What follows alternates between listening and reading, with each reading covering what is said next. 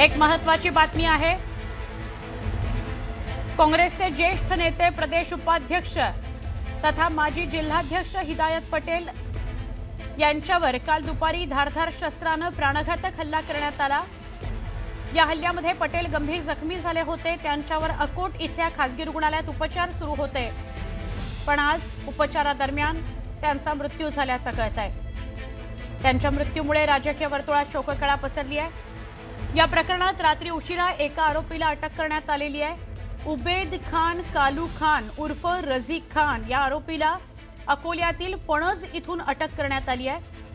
हा हल्ला नेमका राजकीय की कुठल्या जुन्या वैमनस्यातून करण्यात आला या संदर्भातला पोलीस तपास करत आहेत।